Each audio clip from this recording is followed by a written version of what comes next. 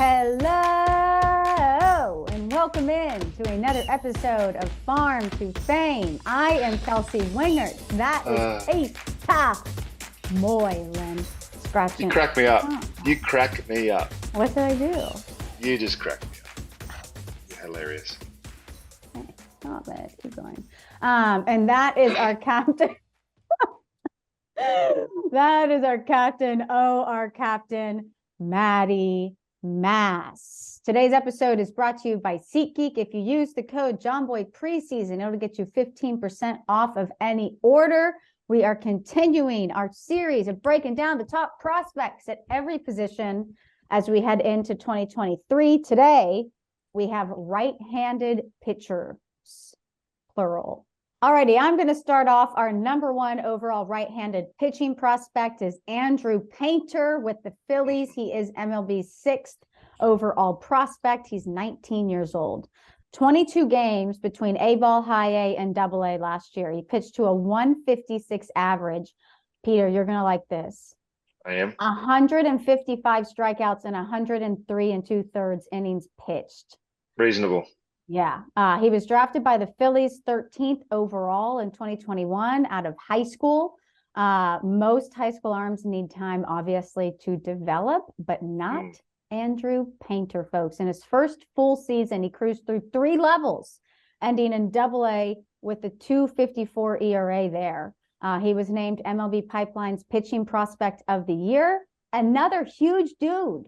He's 6'7". Yeah.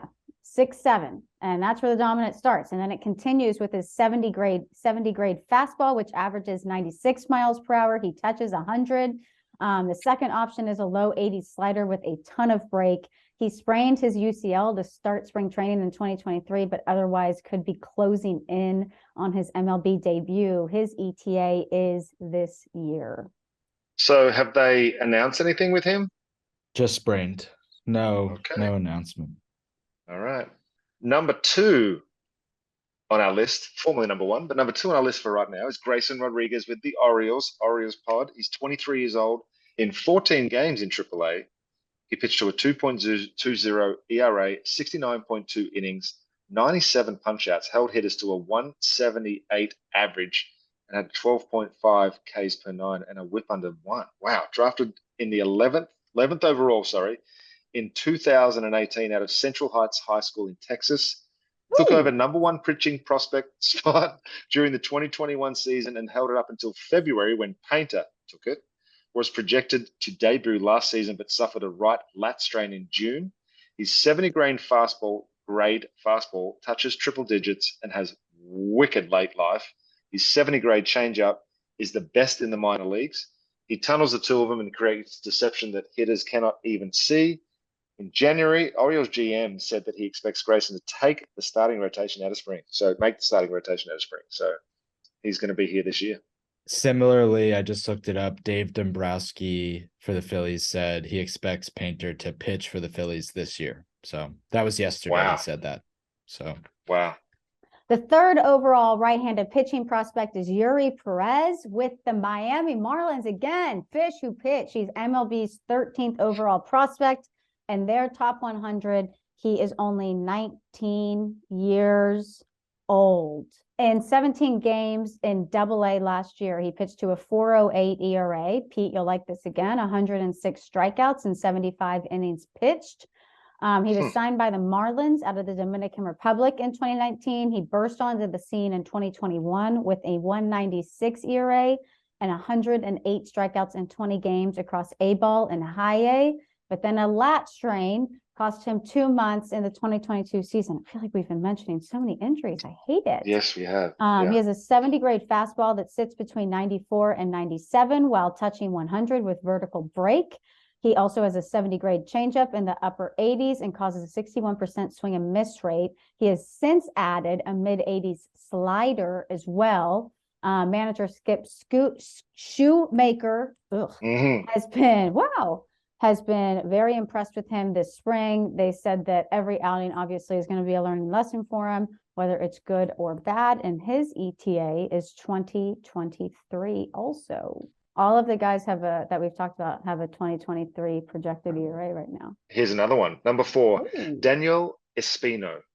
This kid's numbers are ridiculous. Get ready for this, Kels. In I'm 4 ready. games in AA, he pitched 18 innings, punched out 35, walked 4, held hitters to a 141 average. That's 17.2 Ks per 9 and a Jeez. .71 whip. Yeah. Drafted by Cleveland, 24th overall in the 2019 draft out of Georgia Premier High School. Georgia Premier High School? That's the name of the high school. Way to lay it all out there. That's what we are. We're a Premier High School. Mm-hmm. Came to the US from Panama as a high school sophomore with a mid-80s fastball. Now has an 80 grade fastball, which tops out at 103. 103. Most electric stuff amongst pro pitching prospects is what they say. 2022, his season was cut short with shoulder soreness, muscle strain and capsule tear, and hasn't started 2023 action yet. Signed with the risk of becoming a reliever, but has shut down those concerns over the past 4 years while also improving his command and control every single year. His ETA is 2023 also. Ooh, Chris Rose's Guardians. All righty, number Chris Rose's 5 in Guardians. our right-handed pitching prospects is Taj Bradley with the Tampa Bay Rays. He's MLB's 20th overall prospect. He is 21 years old, 28 games between AA and AAA last year. 257 ERA and 133 1/3 innings pitched. He was drafted by the Rays 150th overall in 2018 out of Redan High School in Georgia. 2021, how about this, Pete? Minor league ERA leader, 183. 2022, AL Futures game starter before getting added to the 40-man at the season's end. He increased his fastball velocity after 2020. He's now touching 98 miles per hour. It plays very well off secondary mid-80s cutter. MLB Pipeline sets his ceiling as a 2 or 3 starter in an MLB rotation, and his ETA is also 2023. All 5 of these guys. Color me shocked. Okay. I can't wait to get to our dark horses. We're there. My dark horse. We're in the dark horses. Gavin Stone. You know that name? Does that name sound familiar? Yeah. Brother of Warehouse Games friend Colin Stone. And if you've been on social media at all this spring training, you're going to see his change up somewhere along the lines because it's been disgusting. 26 games in high A, double A, and triple A last year. He threw 121 innings to a 1.48 ERA, 168 strikeouts, and 44 walks. He held hitters to a 206 average, punching out 12.4 per 9, and a 1.12 whip. Drafted by the Dodgers 159th overall in 2020 out of Central Arkansas. Threw a 13K no-hitter in his last start of the shortened COVID season before getting drafted. In 2022, he led all of minors in ERA with a 1.48 and was 5th in Ks per 9 with 12.4. Barely used his changeup in college, but now it's become this ridiculous Vulcan-style, disgusting, disappearing changeup. His fastball's improved to 98. He needs work on fastball movement. Since the pitch isn't missing as many bats as metrics believe it should, projects as a mid-rotation starter in MLB, but he's athletic, he's efficient, and he's going to be here soon. Based on what he's done this spring training, it could be sooner. Yeah. And we love his brother, Colin. Who also throws 175 miles an hour. Yes. Okay. My dark horse is Gordon Graceffo. I know I said that wrong. I know I did. He is with the Cardinals. He is MLB's 79th overall prospect in 26 games between high A and double A. He pitched to a 297 ERA and 139 innings pitched. He was drafted by the Cardinals 151st overall in 2021 out of Maddie's Villanova. He pitched to a 154 ERA with 86 strikeouts and 82 innings as a junior before getting drafted. In 2022, he started his first full pro season strong with a .99 ERA in high A before he got roughed up in double A. But he does have this really unique rocking windup that can throw hitters off. Also, is that going to be illegal now, his delivery?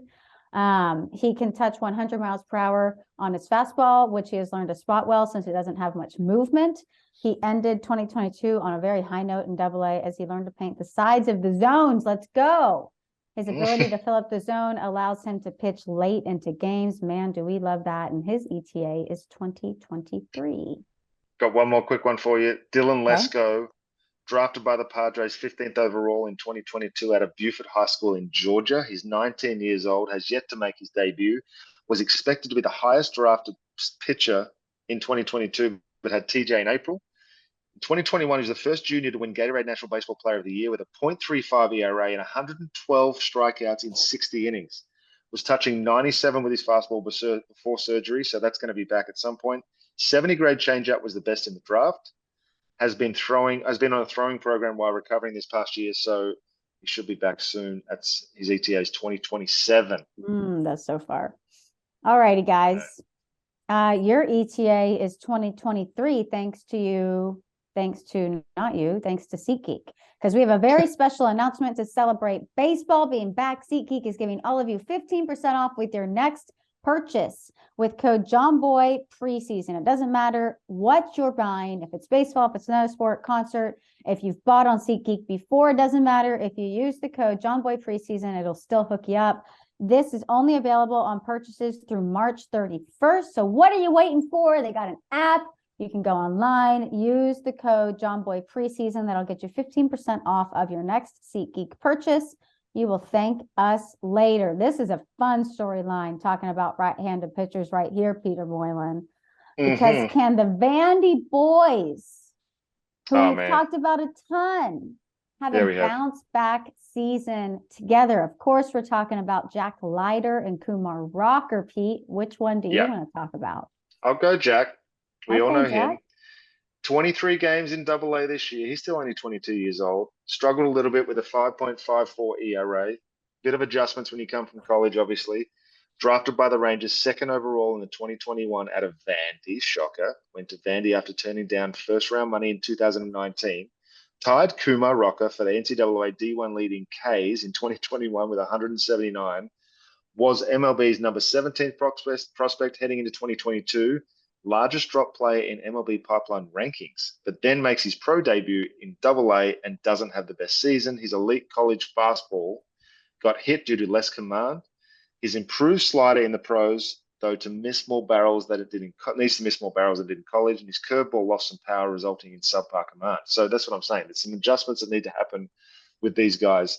I think in college you only pitch once every 6 days, right? Is that right? Is that right, everybody? So the 5-day rotation thing. Yeah, because you have a midweek game and then you have your 3 weekend games. So like you're either the Friday starter, the Saturday starter, the Sunday starter, or the midweek starter. So yeah, full week between starts. Jack Leiter has been really underwhelming to start his pro career. It's been really disappointing, but was just drafted in 2021. Kumar Rocker was also drafted in 2021 out of Vanderbilt by the Mets, but holy smokes, did that get complicated because the Mets decided obviously to not make the formal contract offer after reviewing the medicals. There were tests were done in a program who wouldn't make them available before the draft, which like, what are we doing?